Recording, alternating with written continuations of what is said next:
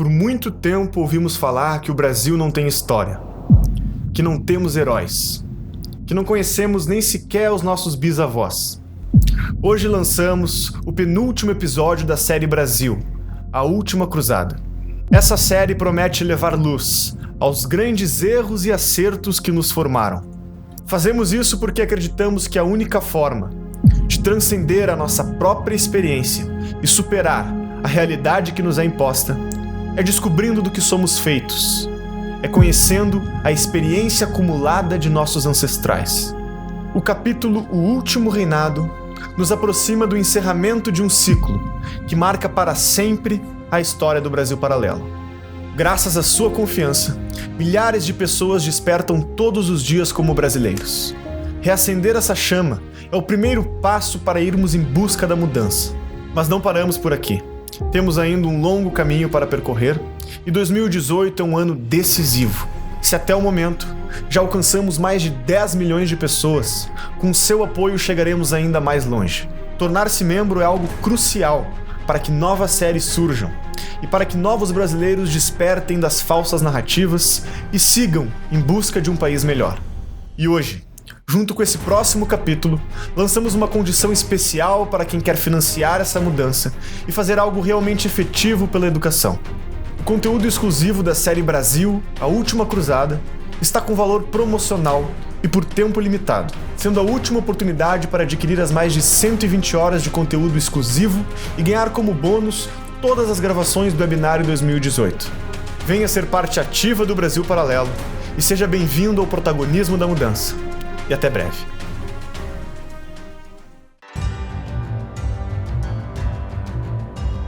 Napoleão reagiu decretando o fechamento dos portos de toda a Europa ao comércio de produtos britânicos. Suas ordens foram imediatamente obedecidas por todos os países, com uma exceção: Portugal. Por esta razão, tropas francesas marcharam em direção à fronteira pronta para invadir o país e destronar o seu príncipe regente. E Dom João tinha duas alternativas amargas e excludentes. A primeira era ceder às pressões de Napoleão e a segunda, aceitar a oferta dos aliados ingleses. Portugal foi invadida por 50 mil soldados franceses e espanhóis que caçavam a corte, enquanto ela zarpava rumo ao Novo Mundo e os deixavam a ver navios. 48 horas depois de desembarcar no Rio de Janeiro, organizou seu novo gabinete e fundou o primeiro ministério. Foi no dia 13 de maio de 1817 que o filho de Dom João VI, descendente da Casa de Bragança, casou-se com a princesa austríaca. Em Portugal, alimentava-se a esperança de que terminava a guerra com Napoleão, levando Dom João VI a finalmente tomar a decisão de voltar sozinho para Portugal, deixando seu filho como regente do Brasil. Ele diz: nós estamos vendo que o Brasil, as pessoas estão pegando em armas, estamos tendo problemas. Tanto José Bonifácio quanto Leopoldina desejavam a permanência de Pedro no Brasil. Ambos acreditavam que, se caso o príncipe voltasse para Lisboa, o país não seria capaz de resistir ao furor revolucionário. No dia 9 de janeiro de 1822, Dom Pedro do Paço Imperial dirige-se a um público apreensivo para proclamar a sua permanência no país. Ele cria a ideia de estabelecer um império no Brasil, ou seja, como se fosse uma quebra. E o Brasil se tornou independente e não tinha uma ordenação jurídica, é claro. O José Bonifácio redige pelo menos uns 200 documentos oficiais. O império era simplesmente... ele é o império, ele fica lá quieto, parado. O Dom Pedro faz o quê? Bota o exército, fecha a Constituinte e exila os Andradas. Acabou, agora não vai ter mais isso. A popularidade de Dom Pedro estava deteriorada. Os conflitos políticos que ele se envolvia e o seu caso extraconjugal com Domitila tivesse a sua reputação manchada. Dom João falece por causas misteriosas, restando a Pedro abdicar do trono em favor de sua filha mais velha. Pedro parte para a Europa, entregando sua carta de abdicação para que seja lida aos brasileiros. E na França ele começa a armar um plano para invadir Portugal e destronar o irmão. No mesmo ano em que assinou a rendição do irmão, a guerra cobraria o seu preço. Marcariam o fim da trajetória do homem que tornou o Brasil independente. Ele nunca encontraria paz, tranquilidade de alma se José Bonifácio negasse o último pedido que ele tinha, que era o de que ele fosse o tutor do Pedro II.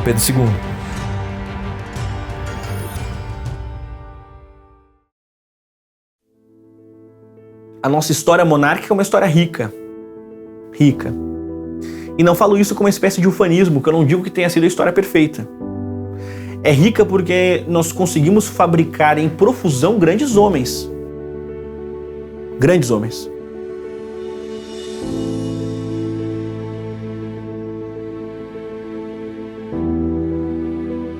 Menino que nasce pobre, órfão de mãe. Ele torna o Brasil, naquele momento, participante ativo da grande cultura do Ocidente. E Carlos Gomes, com a sua arte de vanguarda, ele deixa o Brasil presente no alto legado da cultura.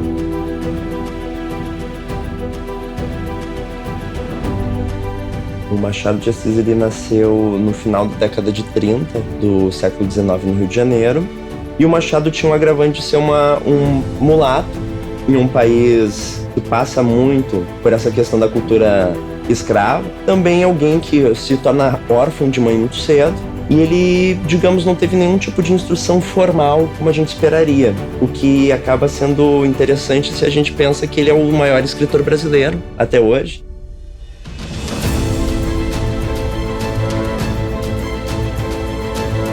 Nabucco era um menino, uma criança, sentado na varanda de uma sangana, se depara, ainda menino, com um escravo clamando acolhimento. E Nabucco, quando enxerga o clamor daquele escravo, ele enxerga o clamor de um país. São figuras importantíssimas da história do Brasil, que são pouquíssimo exploradas, infelizmente, e por enquanto espero que isso mude, espero que a gente consiga fazer com que isso mude para as próximas gerações.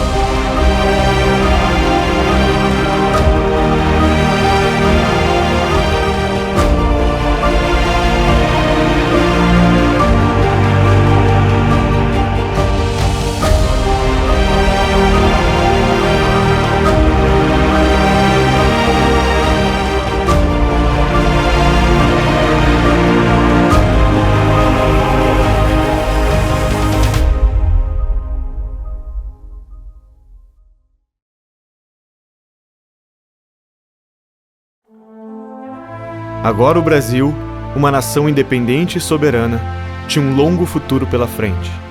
Dom Pedro I havia deixado o país para cumprir a missão de vencer o seu irmão na maior guerra civil da história de Portugal. Quando abdicou do trono, por força da lei brasileira, constituiu-se um governo temporário até que seu filho Pedro II atingisse a maioridade. Foi o período regencial. Pedro I, em seu último ato de amor pelo Brasil, deixou José Bonifácio como tutor de seu filho. Antes de sua morte, Pedro trocou cartas com o futuro sucessor de seu trono. Falava sobre amor à pátria e para seguir os conselhos daqueles que o educavam. Bonifácio estava em casa, depois de ter passado por uma série de questões com Dom Pedro I, enfim. E quando ele foi chamado, ele poderia dizer assim: não vou. Olha tudo que vocês fizeram. Bonifácio poderia ter personificado o país, mas ele percebeu que havia a demanda de educar Dom Pedro II. E por 2 anos ele o ensinou à sua maneira. Ele era um cara que preferia educar com o moleque correndo pra lá e pra cá, que não ensinava etiqueta. E ele queria ensinar botânica no meio das plantas, ele queria ensinar zoologia com os animais, astronomia com observatórios, ele queria ensinar as coisas apontando, ele sabia muito, né? E ele ensinava pra criança, pro Dom Pedro, isso. Só que foram 2 anos. Esses 2 anos, creio eu tenho pra mim, ele ensinou as bases do aprendizado de muitos idiomas. A gente sabe que José Bonifácio falava 11, Dom Pedro chegou a 16. Segundo, deixou no coração do Pedro um amor profundo pelo conhecimento, pelo saber, e um amor profundo pelo Brasil. Exatamente o que o Pedro I queria, lembra-se? Honra, patriotismo e saber. Tudo ia bem até que os inimigos de Bonifácio começaram a conspirar para retirá-lo do cargo. Num primeiro momento, alegaram que o menino estava virando um selvagem e que Bonifácio não estava apto para ser tutor do futuro imperador. A oposição de Bonifácio não recuava. Para tentar retirá-lo do cargo, acusaram-no de cometer atos inconstitucionais quando era ministro. José Bonifácio, ele sempre foi um político. Então, ele usa o cargo de tutor para fazer política no Rio de Janeiro e na corte. Só que como é que você transforma alguém em criminoso tão rápido? Não transforma, ele foi acusado. E um acusado, mesmo que as acusações não tivessem sido provadas, teria que ser retirado do cargo. E aí eles mandam lá o oficial de justiça para retirá-lo do cargo. Ele dá uns tapas no cara e manda embora, ele não sai. E aí depois eles mandam outro. Ele manda o cara embora com um chute na bunda. Eles têm que mandar um batalhão do exército para retirar o José Bonifácio da tutoria do Dom Pedro II.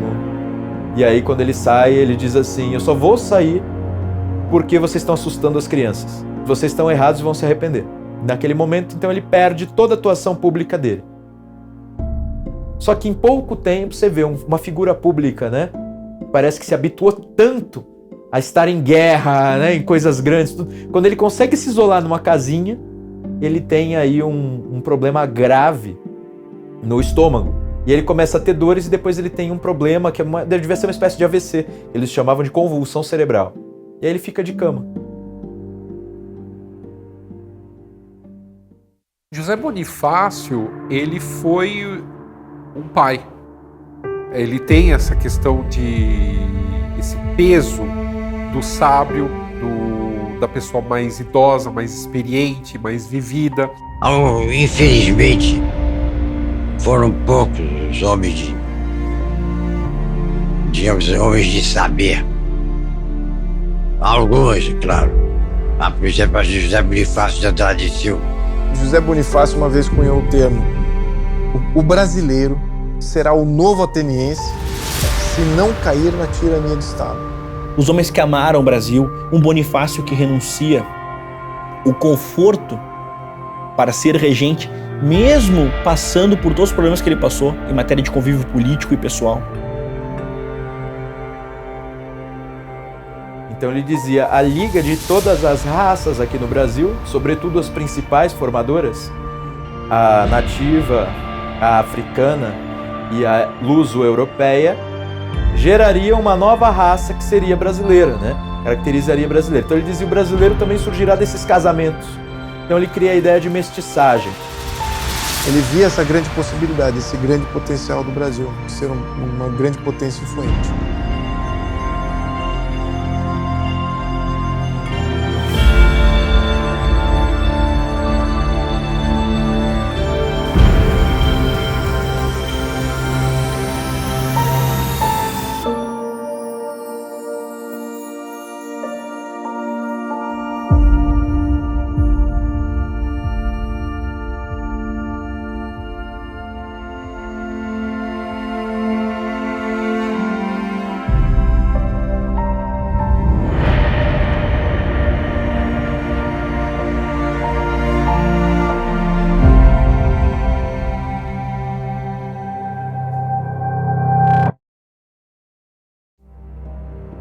Com Bonifácio destituído do cargo, outros tutores assumiram o seu lugar.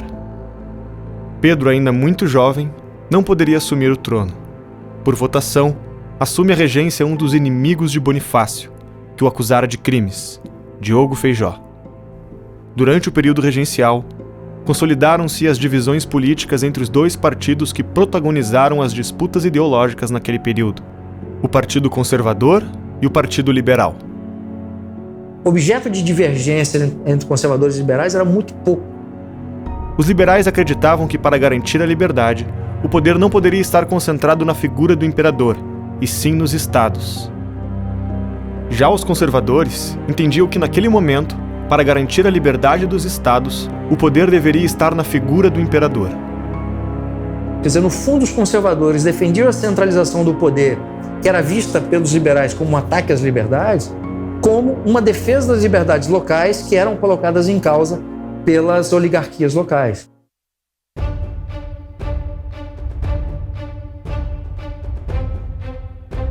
O que acontece no Rio Grande do Sul que faz com que eles decidam quebrar?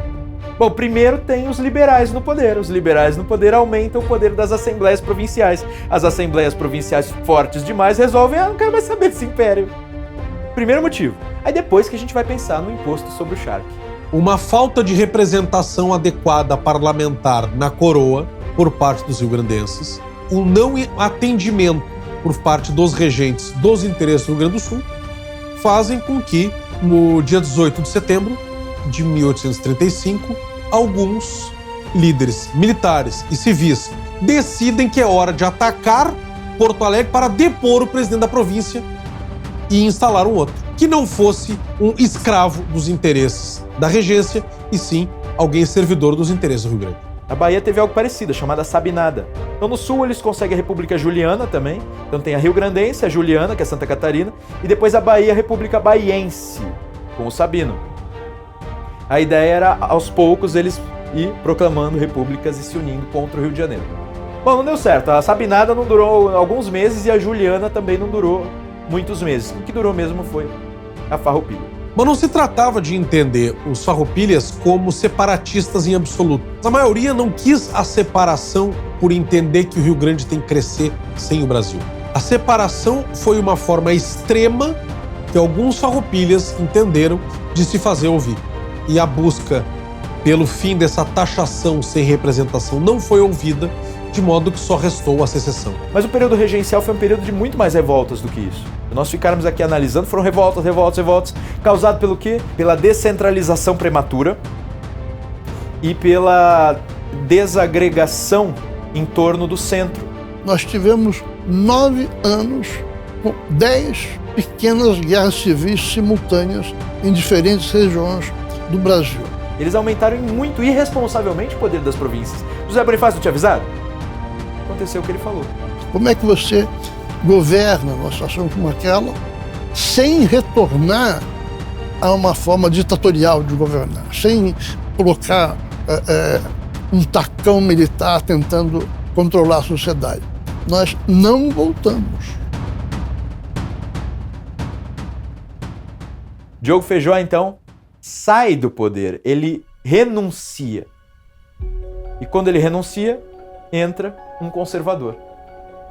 Araújo Lima assumiu o governo regencial em 1838, colocando fim às políticas que geraram as revoltas no período regencial. Os liberais, já não contentes com essa maneira aí dos conservadores de reorganizarem tudo da forma centralista de antigamente, resolvem promover o golpe da maioridade. A ideia de emancipar Pedro era bem vista pelos dois partidos. A presença da figura do imperador era indispensável para a soberania do país, residindo nele o símbolo da união da pátria.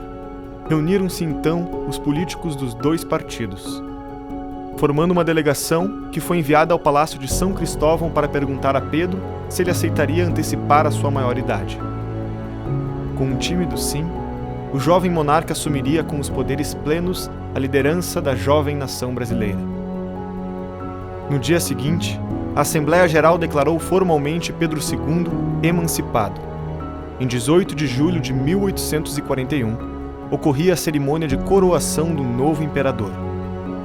Sua Majestade Imperial Dom Pedro II, pela graça de Deus e unânime aclamação dos povos, imperador constitucional e defensor perpétuo do Brasil. Ele queria O Congresso brasileiro foi consultado, né? A população queria. O que nós fizemos foi de uma genialidade absoluta. Nós emancipamos Dom Pedro II, que tinha 15 anos. Né? Nós votamos lá que para efeito de assumir o trono, ele já era maior de idade. Eu me pergunto, como é que um processo em que há participação popular, em que o Congresso aprova, né? Em que o próprio pode ser chamado de golpe. Golpe é uma coisa que você faz sempre à revelia da população. Né? Se há uma expressãozinha imprópria na história do Brasil que devia ser mudada, é essa história do golpe da maioridade. Né? Não foi absolutamente golpe. Em 1840 ele assume, mostra uma grande desenvoltura, começa a fazer as instituições funcionar, compreendendo muito bem os defeitos delas, que era difícil você ter partidos bem organizados, modernos, né? Naquela época. E ele jogava um contra o outro, manobrava daqui, manobrava dali, e foi levando esse bonde que se chama democracia a relativamente bom porto. A necessidade de amadurecimento de Dom Pedro II levou ao arranjo de um casamento dinástico com um membro de uma família real europeia. O reino das Duas Sicílias ofereceu a mão da princesa Teresa Cristina. Encantado com o retrato que lhe foi enviado, o imperador aceitou o matrimônio. Casados, o casal real veria seu primeiro filho morrer de forma prematura. Não demoraria muito para nascer uma nova herdeira para o trono brasileiro, a princesa Isabel. As revoltas independentistas estavam praticamente pacificadas por todo o país. Porém, a Revolução Farroupilha ainda apresentava armas contra os desmandos do governo central. Em um de seus primeiros atos como imperador do Brasil, Pedro II e seus ministros decidiram enviar Luiz Alves Lima e Silva, o futuro Duque de Caxias, para acabar com a Revolução, assim como fizeram com a Balaiada e outras revoltas nos anos anteriores, ganhando assim extrema confiança do imperador e dos ministros. Demonstrando talentos militares e políticos, Duque de Caxias atuou diplomaticamente, conduzindo as negociações à assinatura do Tratado de Paz do Poncho Verde. Foi o fim de um conflito que perdurou por 10 anos. A atuação de Lima e Silva foi tão nobre e correta para com os oponentes que a província, novamente unificada com o Brasil, o indicou para senador. Mas essa não seria a última vez que Duque de Caxias precisaria intervir na região do Prata.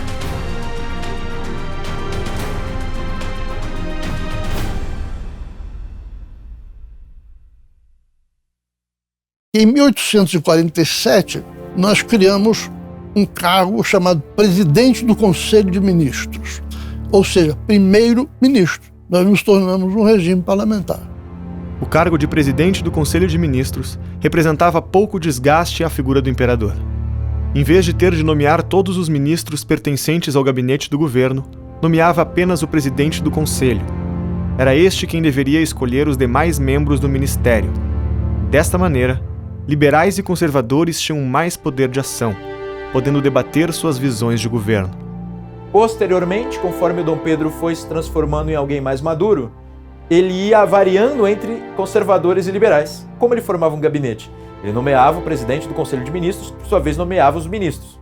Quando ele percebia que aquela política não estava bem encaminhada, ele os retirava do poder e dava lugar ao outro grupo. O imperador, porque tinha um poder político permanente, portanto não precisava se preocupar com a eleição, podia ver a política de uma maneira muito mais profunda. Ele não precisava entrar nas filigranas da política, não precisava entrar nas mesquinharias da política para defender, por exemplo, as liberdades. E foi sobre o regime parlamentar, muito mais civilizado, muito mais flexível do que o presidencialismo adotado em todas as repúblicas hispânicas, né, que nós nos desenvolvemos durante o século XIX. Isto foi uma mão na roda, sabe? Isto nos poupou de grandes dissabores, desses caudilismos todos, dessas lutas internas que esses países quase todos tiveram. Né? Compara o Brasil com outros países e vê se nós não tínhamos um modelo justo comparado aos outros, comparado com as tiranias republicanas que se fizeram no México, na Argentina, nos outros países, Peru, e as grandes massacres que aconteceram naqueles países. Bom, o segundo reinado ele tem muitas características importantes, mas entre elas nós precisamos focar até um pouco na figura do Dom Pedro. Era uma pessoa extremamente sensível, voltado para as artes, um intelectual, falava vários idiomas, falava francês correntemente, inglês bem, alemão bem. Ele dizia que a imprensa se combate com a própria imprensa, ou seja, isso é uma frase que eu gosto de citar, porque mostra uma visão dele em relação à importância do debate democrático. Então você vê ainda todos aqueles valores, né, em Dom Pedro II. Você vê os valores do estudo, o valor da liberdade de expressão. Gostava de novas tecnologias e ciência, então ele queria o Brasil na dianteira dos processos científicos e das novidades e tal. E falam assim, se tivessem congregado no mesmo homem Dom Pedro I e Dom Pedro II, nós teríamos tido o grande monarca da história da humanidade.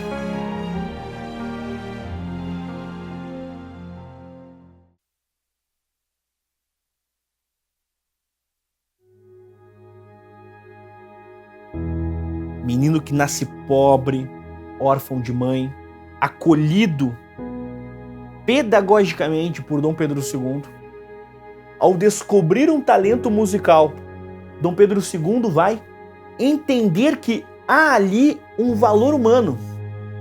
E esse valor humano tem potência de valor artístico. E Carlos Gomes vai ter os seus estudos financiados de um modo muito engraçado, inclusive, porque a Imperatriz Teresa, ela defendia que Carlos Gomes fosse estudar na Itália, enquanto que Dom Pedro II defendia que Carlos Gomes fosse estudar na Alemanha, as duas grandes potências da história da música.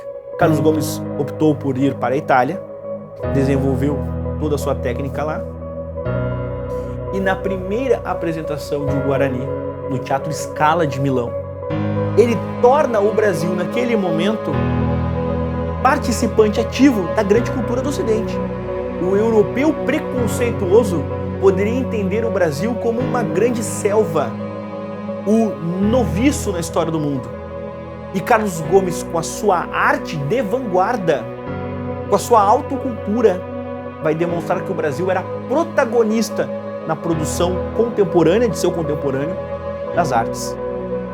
Guarani que realça o valor do índio brasileiro, uma de nossas marcas.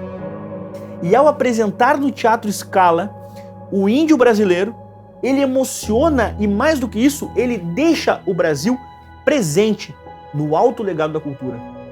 E esse mesmo Carlos Gomes volta ao Brasil e apresenta no Rio de Janeiro, pela primeira vez, o Guarani para os brasileiros, com Dom Pedro II, a família real na plateia. Nós temos aí o encontro do escritor de Guarani, do homem Dom Pedro, que enxergou ali a sua criatura, do pai de Carlos Gomes, que teve que se defrontar com uma viuvez e com todos os problemas de uma viuvez. O pai de Carlos Gomes muitas vezes não conseguiu, pela própria quantidade de filhos, dar o carinho e a atenção devida ao próprio filho, mas encontrou ali, naquele momento, na primeira apresentação de Guarani no Brasil, a definição clara do que é a força de uma personalidade. E Carlos Gomes congregou na sua vida a força arrebatadora de um homem ímpar, que amou o Brasil até o fim, amou o Brasil até em seu testamento.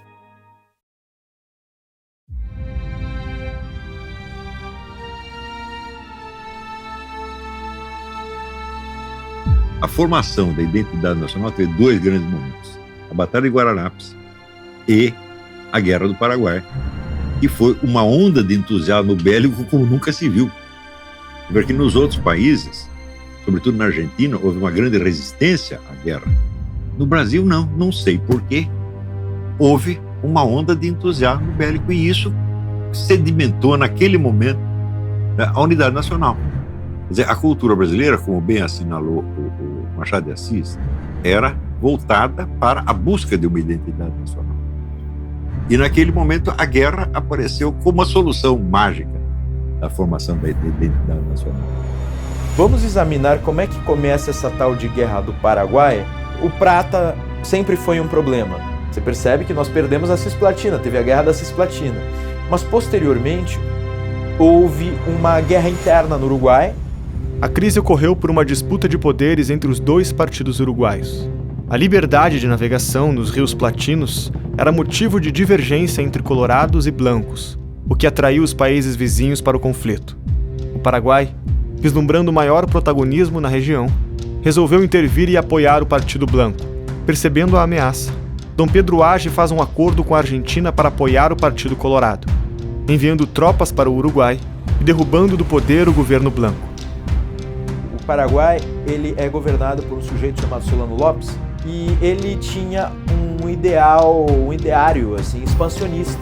Ele era conhecido como um ditador, mas um ditador que é bem visto, né? O problema é que essa narrativa ela não procede. Isso é simplesmente um paralelo que o professor de escola vestido com a camisa do Che Guevara conta, porque é um paralelo com Cuba.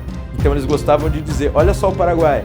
O Paraguai alfabetizou todo mundo, aí ele já jogava pro aluno, assim como Cuba. O Paraguai tinha uma boa saúde, protegia o povo, assim como Cuba, assim como Cuba. Então era um paralelo conveniente. A verdade é outra. Solano Lopes era profundamente odiado pela população. Começa pelo seguinte, o pai dele no leito de morte disse para ele, meu filho, jamais entre em guerra com o Brasil. Ele não só entrou em guerra com o Brasil, como juntou o Uruguai e a Argentina. E de repente o Solano Lopes, ele percebe uma oportunidade. O Paraguai resolveria então se unir com os grupos argentinos, avessos a esse grupo uruguaio que saiu vencedor, com os grupos uruguaios avessos a esse grupo uruguaio que saiu vencedor e retomar o poder no local, criando, digamos assim, uma tríplice aliança contra o Brasil. Ele invade o Brasil e ele sequestra o presidente da província do Mato Grosso e o seu secretário. Ele o sequestra e o prende. Vocês acreditam? Esses caras foram presos e morreram de fome na prisão. Essa história de que o Brasil foi lá acabar com o Paraguai e realmente a guerra foi complicada, a origem de todo o processo não parte do Brasil, parte nitidamente do Paraguai. E aí ele invade, também ele passa pela Argentina para tentar ir no Uruguai virar o jogo, né? O problema é que ninguém se uniu a ele nesse processo. O Brasil consegue estabelecer aí acordos diplomáticos e é formada a Tríplice Aliança, mas junto com o Brasil. Brasil, Argentina e Uruguai assinam um acordo para entrar em guerra contra o Paraguai. Era praticamente impossível que o Paraguai se saísse bem nisso. Para fazer frente à ameaça militar paraguaia, o Brasil precisou fortalecer o seu exército. Eu lembraria o seguinte, que quando a guerra começa, o Paraguai estava com 85 mil homens em arma com equipamento de último tipo. O Brasil estava com 20 mil com equipamento defasado. Apelando para os sentimentos do povo brasileiro, Dom Pedro cria a Unidade Militar dos Voluntários da Pátria. O imperador acabou sendo impedido pelo Conselho de Estado de ir pessoalmente ao fronte de batalha. Contrariado, Dom Pedro fez um memorável pronunciamento, dizendo que se o impedissem de ir como imperador, nada o impediria de ir como voluntário da pátria. O monarca ficou conhecido popularmente como voluntário número 1. No comando de uma tropa de voluntários da pátria estava o então Major Deodoro da Fonseca. O militar se destacou na guerra por seus atos de bravura, recebendo a Imperial Ordem do Cruzeiro. Posteriormente, seria promovido de cargo até chegar a marechal e presidente da província do Rio Grande do Sul. Não resistindo ao ímpeto das potências aliadas, as forças paraguaias foram dizimadas. Mais da metade da população paraguaia pereceu na guerra. O sangrento conflito deixaria numerosas baixas de todos os lados, vindo o Brasil a perder mais de 50 mil combatentes. Com a vitória próxima, Duque de Caxias envia mensagem a Dom Pedro II, comunicando que a guerra estava quase ganha. Dom Pedro II já estava num momento que ele estava fragilizado, ele já estava fazendo viagens pelo mundo, e quem ficava ali era mais a princesa Isabel como regente. E o marido dela influenciava, seu marido Conde de. E o Conde de viu aquilo e disse, não acabou a guerra, nós só vamos acabar quando prendermos Solano Lopes. E aí ele mesmo vai pessoalmente aos locais de guerra, conduzir todos os procedimentos bélicos para não parar a guerra. O Conde de tem um mérito na Guerra do Paraguai, que foi um de nossos melhores soldados. Mas ele, carnificina, etc., ele estava numa guerra. Ele era um homem reto. Em março de 1870, o José Francisco Lacerda, um dos voluntários da pátria, conhecido como Chico Diabo, desferiu um golpe de lança no ditador paraguaio Solano Lopes. Após 6 anos de batalhas e sangue derramado, terminava assim o maior conflito da América do Sul. Devemos aos militares. A unidade nacional foi o Duque de Caxias. Deter a invasão e a afronta do Solano Lopes no Paraguai, devemos aos militares.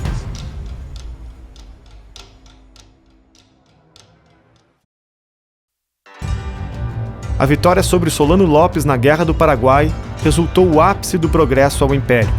Aos poucos, percebia-se o fim do sistema colonial através de aprimoramentos tecnológicos e das reformas legislativas. Começam a surgir indústrias, serviços variados, bancos e usinas, que eram financiados e mantidos por empreendedores locais. No início do Brasil Império, a família imperial ela chega como talvez a família mais rica. Mas no final do século XIX, ela já não era nada disso. Haviam brasileiros mais ricos do que a família imperial. Então, houve um grande sucesso econômico aí, porque houve uma transferência não só de poder político, mas de poder econômico. O declínio da cultura açucareira tradicional no norte do país coincidiu com o apogeu do café, no centro-sul, revelando na hegemonia paulista uma nova força na balança do poder nacional. Será nessa conjuntura que surgirá a personificação do projeto de industrialização do país, na figura do gaúcho Irineu Evangelista de Souza, o Barão de Mauá. O Barão de Mauá foi o maior empresário que o Brasil já conheceu. Ele ficou rico usando essa particularidade do trabalho, de pregar o trabalho assalariado e a sua capacidade de gerar negócios e acumulação num ritmo maior do que a produção escravista. Inovações como estradas de ferro, iluminação a gás, encanamentos de esgoto e a indústria naval foram alguns dos diversos investimentos arrojados. A renovação urbana toma espaço. Ruas largas, hospitais e prisões, pontes e túneis, elevadores e bondes passam a fazer parte do cenário urbano. Com o transporte, as cidades crescem e evoluem. Engenheiros como André Rebouças tiveram grande participação nas obras, e em especial na luta pela substituição da mão de obra escrava por uma assalariada. A popularidade do imperador era maior do que nunca, e a reputação internacional do Brasil melhorara graças à estabilidade política e ao potencial de investimento apresentado. Nós tivemos aí uma economia pujante ao final do século XIX, uma marinha mercante vastíssima e de respeitável, um sistema político de respeito, que se fazia respeitar em todos os cantos do mundo. Vivíamos aí uma belle époque brasileira.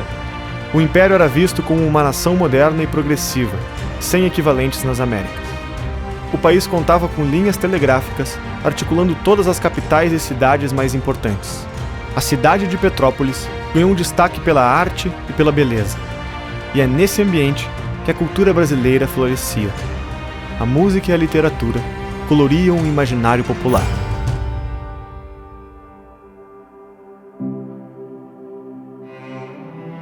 É difícil falar sobre Machado de Assis, porque muito já foi dito. Ao Machado, fundador da Academia Brasileira de Letras, o moletinho no Morro do Livramento, o menino pobre que nasce, que se desenvolve, órfão, que perde irmã, que é marcado decisivamente pelo luto, que tem um processo ímpar de autoeducação, frequentador assíduo do Real Gabinete Português de Leitura, a esse Machado tantas vezes sublinhado. O Machado chega com toda essa herança de ser uma exceção. Alguém sem formação, sem nome de família, sem ninguém que valesse por ele. E ele acaba então, digamos, tendo todo um percurso de trabalhos informais que vão munindo o Machado de instrução, de leituras, o que acaba sendo interessante se a gente pensa que ele é o maior escritor brasileiro até hoje. Um aspecto que poucas vezes eu tenho visto ser lembrado, que é o Machado envolvido com as grandes questões do Brasil. Ele vai ser aquele que vai ter uma leitura extremamente profunda do nosso país. A gente tem uma história brasileira com todas as nossas mazelas, né? A gente vê isso problematizado e humanizado. E a gente vai aprender o Brasil lendo Machado. Ele escreveu textos como, por exemplo, o conto Pai contra Mãe, o Caso da Vara, que explicitam os absurdos do próprio sistema escravocrata. Ele não vai ter se cegado, como muitas vezes o acusam. Machado foi um homem que preocupou-se com as coisas dos homens. Machado de Assis é um gênio, escreve maravilhosamente bem, é um cara que tem essa ambição metafísica, ele esclarece, né, muitas coisas do nosso comportamento humano. Os leitores que se encantam por Machado porque ali tem um problema terrível, que é: eu devo ser um dissimulado ou não para eu encarar a vida? A pergunta que Machado fez à sua alma não foi porque sou negro, mas porque nasci. Era essa a angústia de Machado. Era uma angústia humana, não uma angústia social.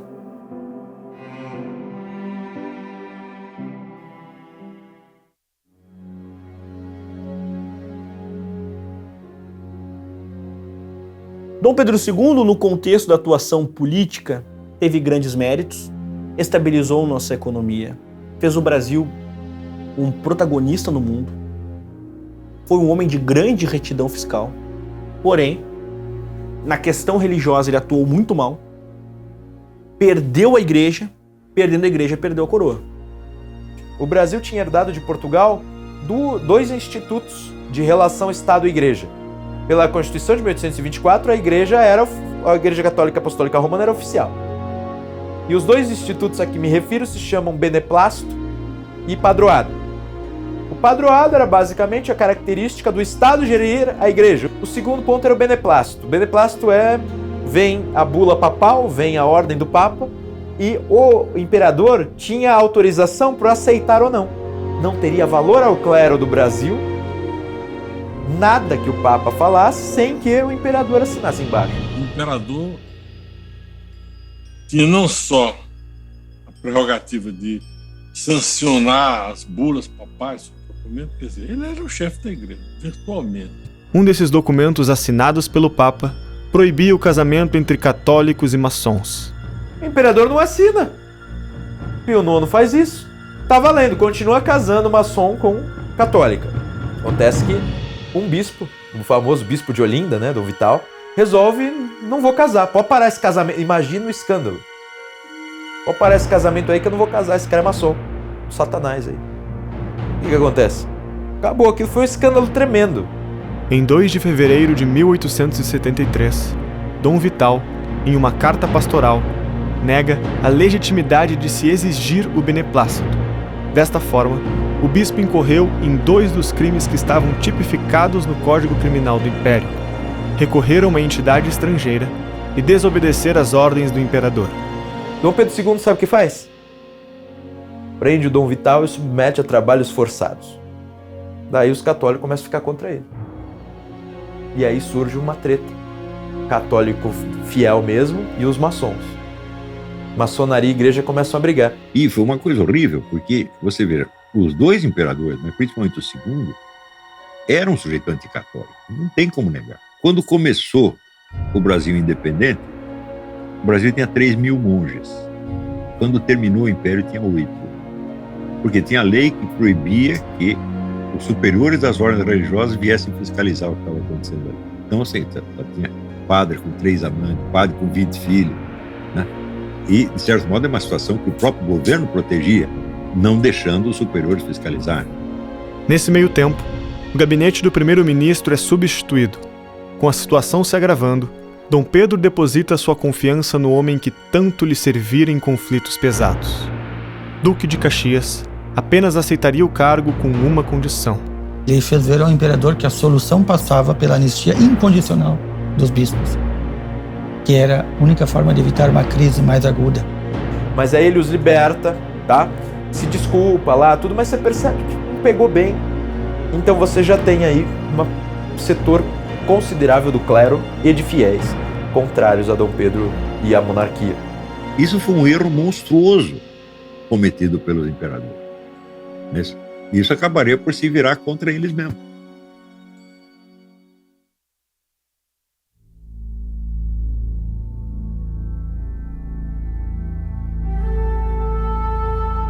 Quando nós pensamos na vida de Nabuco, falamos de alguém que nasce em um ambiente aristocrático, vindo de uma formação muito ligada à elite econômica do próprio tempo. Nabuco era um menino, uma criança, sentado na varanda de uma sangana, comendo fruta, acompanhado de sua madrinha gorda, querida, que o amava, viúva ela, e Nabucco sentado se depara, ainda menino, com o escravo clamando acolhimento. Acolhimento de sua madrinha, que tinha fama de boa senhora. Ali Nabucco percebe a realidade do Brasil. E Nabucco, quando enxerga o clamor daquele escravo, ele enxerga o clamor de um país naquele momento. E ele sempre será o menino do Maçangana, porque aquele encontro com aquele escravo foi decisivo para toda a sua vida, toda a sua formação política.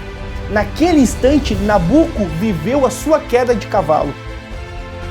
Naquele instante, as escamas caíram dos olhos de Nabucco. Aquele encontro foi decisivo e ele entendeu que ele tinha uma missão. E essa missão não era apenas com o escravo que clamou acolhimento, mas era com os escravos e com os problemas sociais de nosso país. Tanto é que, mesmo morando longe, ele nunca esqueceu os nossos dilemas. Nabucco, quando começa a sua formação já maduro, ele busca defender quem? Escravos. É perene o impacto do Maçangana dentro dessas suas primeiras atividades profissionais.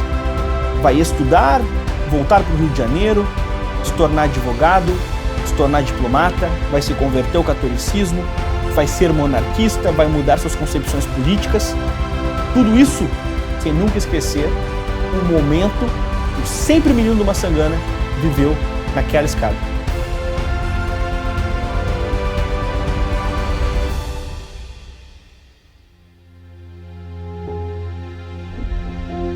A abolição sempre foi um tema que ficou na cabeça do imperador e da princesa Isabel. E muitas daquelas figuras do parlamento brasileiro e também das figuras públicas encabeçaram o movimento, né? E o império sempre veio junto com esse movimento. Dom Pedro II, inclusive, para que o seu exemplo público fosse visto como um símbolo abolicionista, ele não andava com escravos na rua, mandou abolir aquela coisa de andar com escravos carregando ele. Então ele, pelo exemplo, ele tentava contagiar, enfim, a sociedade brasileira e os próprios escravocratas para que a abolição fosse uma realidade. A primeira tentativa de reduzir a escravidão foi ainda no período regencial, através da repressão ao tráfico de escravos. A Lei Feijó proibia a importação de escravos, além de declarar livre todos os cativos trazidos para terras brasileiras a partir daquela data, mas foi ignorada por décadas, devido à falta de fiscalização. Por isso, essa lei ficaria conhecida como Lei para Inglês Ver. Em 1850, aí sim tem a famosa Lei Eusébio de Queiroz, que aquela não foi para inglês ver. O governo resolveu cobrar. A partir de então, o tráfico estava extinto. E depois nós temos a lei que dizia que todo negro nascido de mãe escrava seria então livre, que é a lei do ventre livre. Depois de 50, todos nasceram livres. Depois dos 60 e poucos, se fez a lei do sexagenário, que liberava aos 60 anos. Com a Guerra do Paraguai, se alforriou aqueles que se apresentaram para lutar pelo Brasil. E isso é uma coisa que mostra que houve um cuidado no sentido de encaminhar uma solução a médio e longo prazo. Pode se perguntar o seguinte, bom, mas se o imperador, Dom Pedro I, Dom Pedro II, tinham tanto poder, né? O imperador tinha tanto poder, tinha um poder moderador, por que o imperador simplesmente não decretava o fim da escravidão, simplesmente com uma canetada não fazia isso? A abolição era uma causa social, era uma causa popular, mas ao mesmo tempo era uma causa que você, ao defendê-la, tinha muito a perder. Em meio ao extenso debate das ações abolicionistas, a opinião pública e a classe política se dividiam entre aqueles que eram contra a abolição e os que eram a favor. Havia ainda um terceiro grupo, que vislumbravam uma abolição gradual, a fim de não gerar crise por falta de mão de obra na lavoura. O Brasil, de forte tradição agrária, possuía em seus fazendeiros um setor importante da sociedade. Seus poderes de influência perante a coroa eram fortes, e o fato de a economia estar baseada neles lhe assegurava que suas opiniões teriam valor aos ouvidos do imperador. Cada um desses grupos abolicionistas e escravocratas justificavam suas posições de determinadas maneiras. Por exemplo, havia a escravocrata que defendia a preservação da escravidão porque a ruptura, né, a abolição de uma hora para outra faria com que o país se diluísse, que o país entrasse num processo de ruptura e o Brasil se transformaria no que se transformou as colônias espanholas. Os abolicionistas, liberais e conservadores, diziam que era um absurdo, já que outros países já tinham abolido a escravidão, que o Brasil mantivesse essa infâmia que manchava a história do país. É preciso lembrar que na década de 1860, você teve a Guerra Civil Americana, que foi causada principalmente por causa da dissidência em relação à abolição dos escravos. Quer dizer, os brasileiros, os líderes brasileiros, olhando para os Estados Unidos, pensando, bom, a gente não quer destruir o nosso país como ocorreu nos Estados Unidos. Então vamos tentar agir com prudência nessa questão, vamos tentar fazer uma reforma gradual para abolir a escravidão.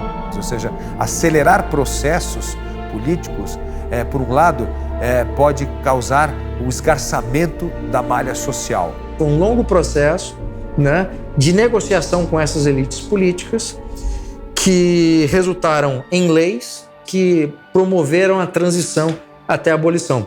Dom Pedro II estava muito doente. Com sua saúde cada vez mais frágil, os médicos recomendaram que ele fizesse o tratamento na Europa. Partindo em junho, em meio a grandes saudações da população, assim como seu pai havia feito anos antes, Pedro II deixou o futuro do Brasil nas mãos de uma mulher, sua filha, Princesa Isabel. A Princesa Isabel foi uma grande abolicionista. Tudo que ela pôde fazer, né, nos bastidores da política e publicamente ela fez para que a abolição fosse uma agenda vencedora. Por vários motivos. O primeiro Dom Pedro II estava mesmo ficando velho, eram nos sonhos dele ver isso acontecer. Depois, ela tinha uma oportunidade de tentar mostrar que o terceiro reinado seria humanitário, que ela tinha postura de rainha, certo? E ela teria que enfrentar, no caso de assinar uma lei, setores muito fortes do organismo social brasileiro. Dizem os historiadores que Ana tinha toda a sabedoria de Dom João VI, toda a ousadia de Dom Pedro I, toda a sabedoria de Dom Pedro II e a fé da sua mãe, Dona Teresa Cristina. E foi a princesa Isabel que disse, quando disseram a ela, você pode estar assinando a abolição e o fim da monarquia. Ela disse, eu pago qualquer preço para libertar esses homens. Querendo ou não, e pode o movimento negro tentar apagar a sua figura ou não, se não fosse a princesa Isabel, eu não sei ainda quanto tempo demoraria para que, de fato, a abolição viesse, né? Dom Pedro I e Dom Pedro II eram declaradamente abolicionistas, declaradamente. Todas as leis abolicionistas, inclusive a lei da abolição da escravatura, foram feitas sob gabinetes conservadores. Porque a escravidão, além de ser imoral, é economicamente ineficiente no longo prazo. A mão de obra salariada paga é muito mais eficiente. Então, se teve incentivos morais e éticos, mas também teve incentivos econômicos. A escravidão é o grande calcanhar de Aquiles da história brasileira. E a forma como ela foi superada é motivo de orgulho. Lei 3.553, de 13 de maio de 1888, artigo 1º, é declarada extinta a escravidão no Brasil. As notícias sobre a assinatura da lei pela Princesa Isabel logo invadiram os corredores do palácio e infestaram as ruas da capital imperial, cativando a todos. As ruas logo seriam tomadas, em uma confraternização jamais vista. Era o dia do aniversário de Dom João VI, aquele que transformou essa terra em nação. Alguém que adorava tanto o Império Tropical, que chorou em sua partida sem volta. Nesse dia, pelas mãos da bisneta de Dom João VI, um povo inteiro se redimia. Foi um momento de união e festividade para todos os brasileiros. Desta vez, não pela guerra, mas pela confraternização de um povo que conquistava finalmente a harmonia de considerar todos iguais perante a lei. O que Bonifácio projetara se cumpria mais uma vez. Nas reuniões da Constituinte de 1823, o velho sábio já havia apresentado um projeto de gradual extinção do regime escravagista, alertando sobre os benefícios econômicos e humanitários que o país teria ao inserir os escravos em um sistema de trabalho livre. Se vivo estivesse, José Bonifácio não perderia a grande festa que corria aos 4 cantos do Império. Da mesma maneira, Pedro I não hesitaria em cumprimentar o seu filho e sua neta pelo grande ato. O primeiro imperador jamais escondeu a sua intenção de abolir o nefasto sistema em suas cartas, e dizia saber que o seu sangue era da mesma cor que o dos negros.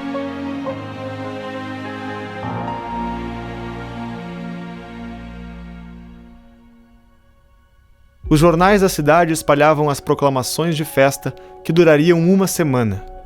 Missas, bailes, passeatas e fogos de artifício tomaram o Rio de Janeiro por vários dias.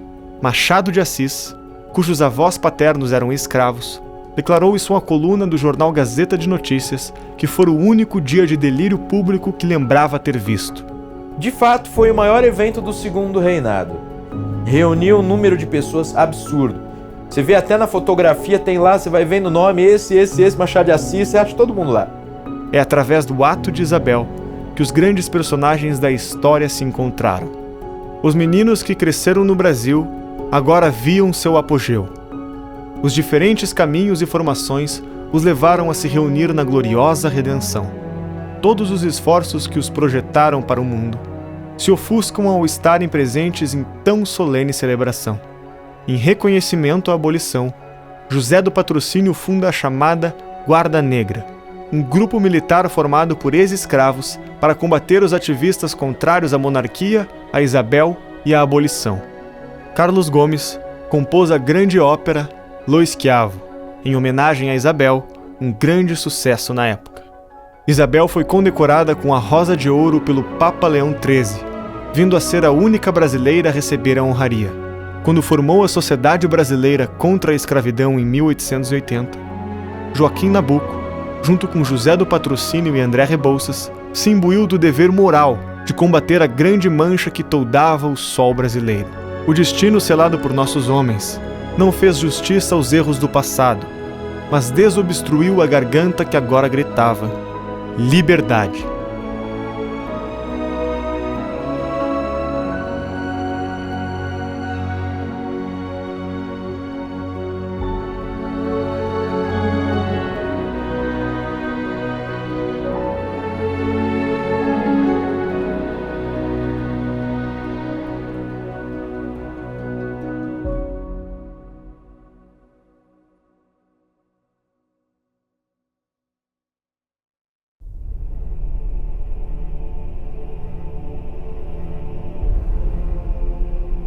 Naquele momento, você já reunia os donos das grandes fazendas, ou seja, o centro da economia, o exército, a igreja e parte da maçonaria.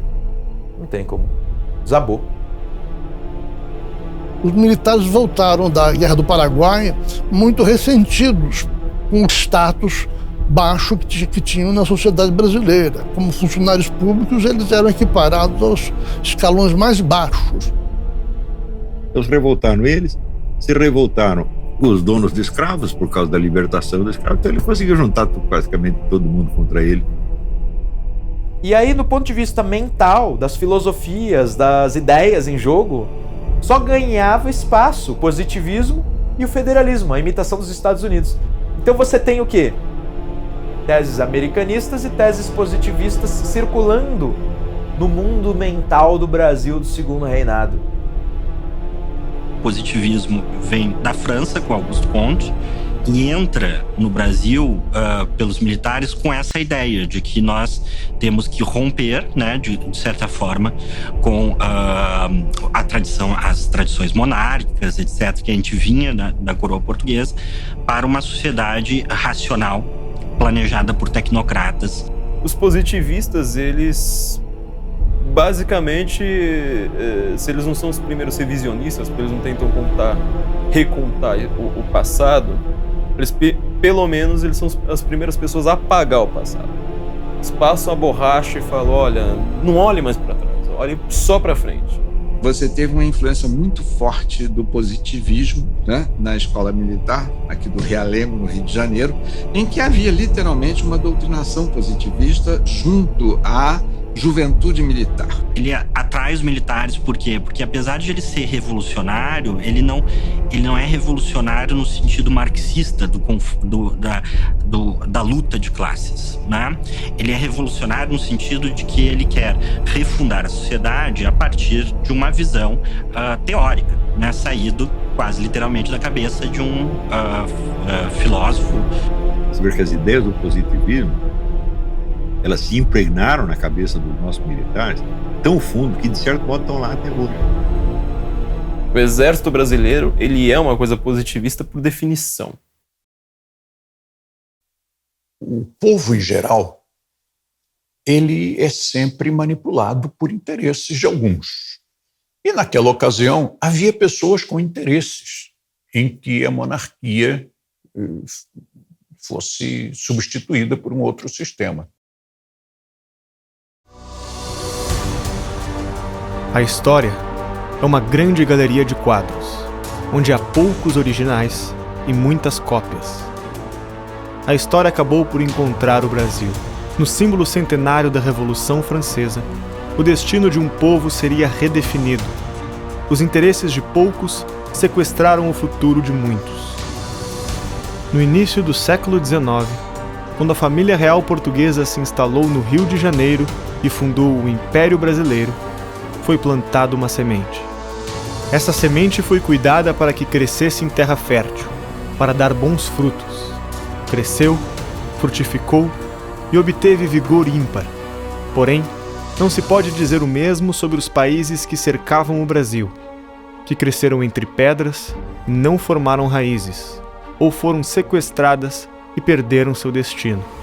Enquanto a América Latina era um conglomerado de repúblicas com sucessivos golpes e ditadores guerreando pelo poder, o Brasil era uma monarquia constitucional. A coroa, o parlamento e a justiça eram instituições sólidas e alicerçadas no Estado de Direito, nos princípios constitucionais e nas práticas democráticas. Porém, neste momento, era a vez de o Brasil ter a sua semente roubada. As insatisfações de alguns setores da sociedade não seriam por si só motivos para a queda da monarquia. Porém, interesses escusos agregariam esses descontentamentos e cometeriam um atentado à vontade do povo. Impregnados pela mentalidade positivista, os republicanos tentavam disseminar as suas ideias a qualquer custo, porém sem sucesso. A ideia de república não era aceita pela população brasileira.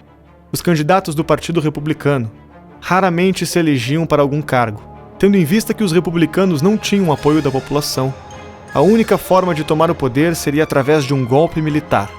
As chances de sucesso desse golpe eram mínimas, pois a Marinha do Brasil era extremamente fiel ao Império. A única esperança dos republicanos estava depositada em Marechal Deodoro da Fonseca, herói da Guerra do Paraguai, mas que estava insatisfeito com o desprestígio da monarquia em relação ao exército. Essa tarefa não seria fácil, pois Deodoro era amigo pessoal do imperador.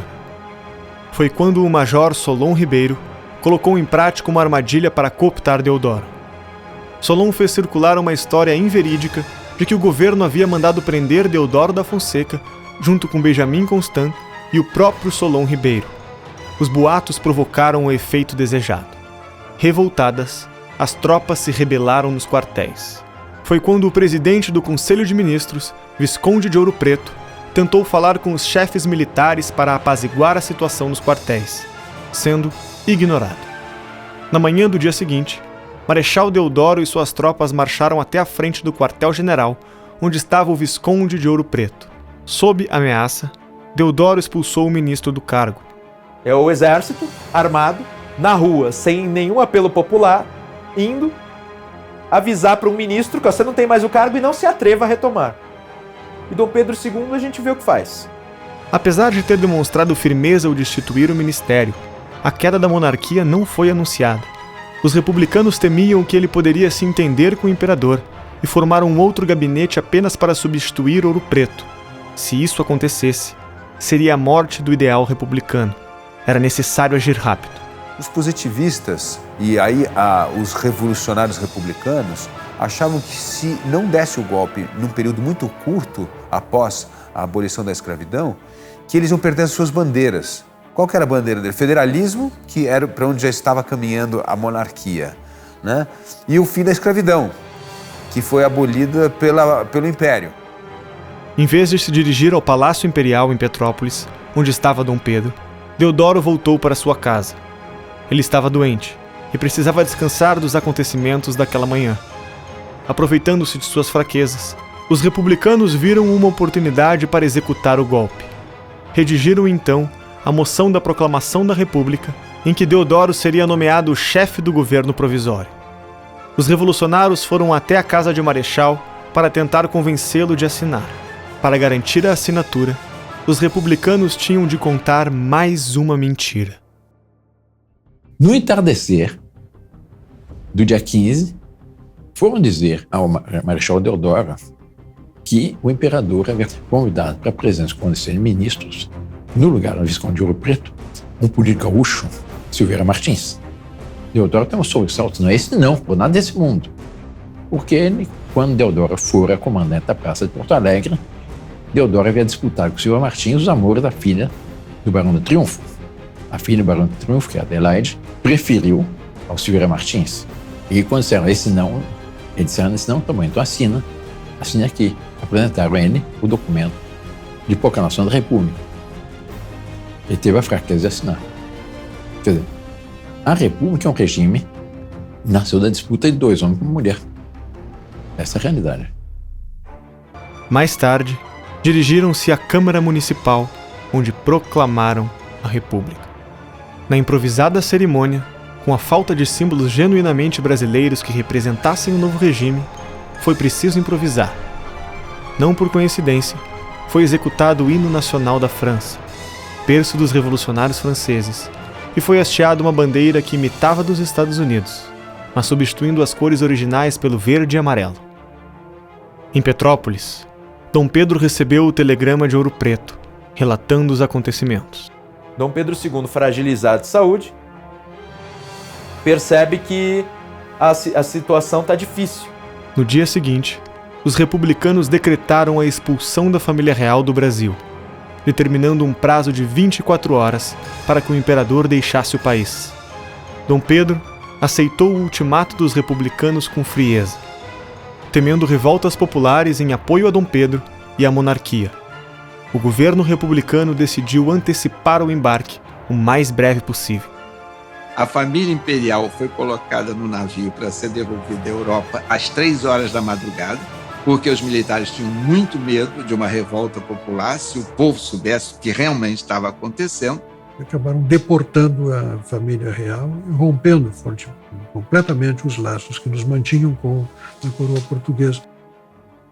Nascia assim o regime republicano. Às pressas, escondido, em meio a trapaças, mentiras e sem nenhum apoio da população.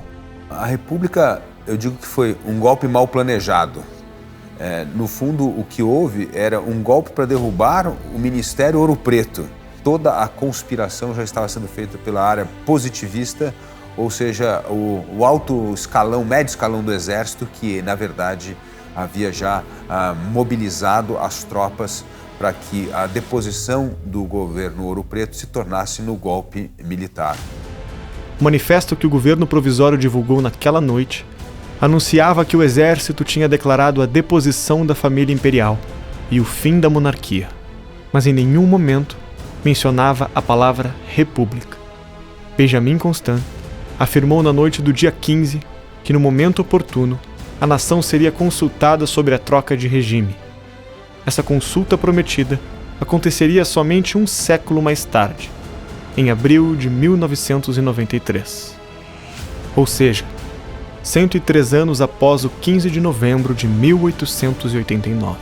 Os brasileiros finalmente foram chamados a decidir se o Brasil deveria ser uma monarquia ou uma república. Tivemos 103 anos de uma república provisória.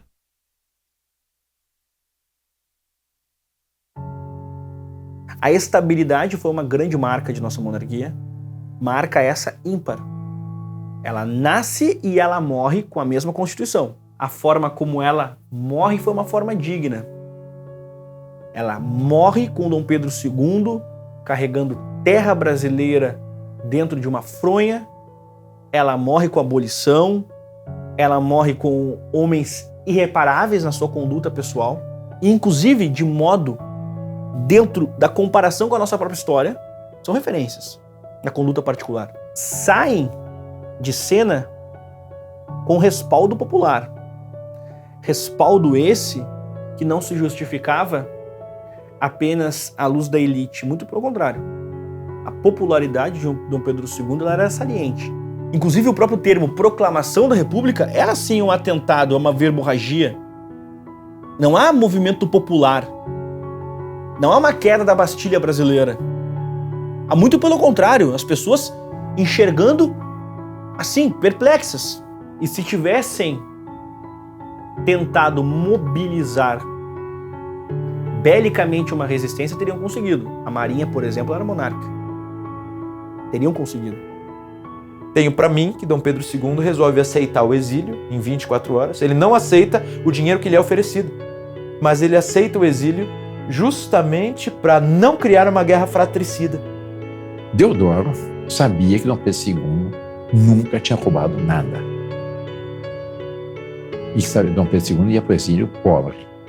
E mandou um emissário oferecer a Dom Pedro II uma quantia muito grande. O imperador, no seu oferecimento, perguntou ao emissário Deodoro de onde vem esse dinheiro. Do Tesouro Nacional. O ordem de quem? Do Marechal Deodoro. Isso foi votado pelo parlamento? Não. Então não posso aceitar. Nos tomaram o Dom Pedro II, nosso monarca, nosso soberano, que mesmo naquela época ele sempre foi considerado como o melhor monarca da sua época, do mundo, o mais querido pelo povo, o que fazia melhores obras pelo seu país, mais aberto à ciência. Ele trazia a ciência para o Brasil. Em muitas coisas ele foi pioneiro nessa área científica. E vão tirar esse homem. Por quê? O presidente americano da época disse: acabou a única democracia da América do Sul.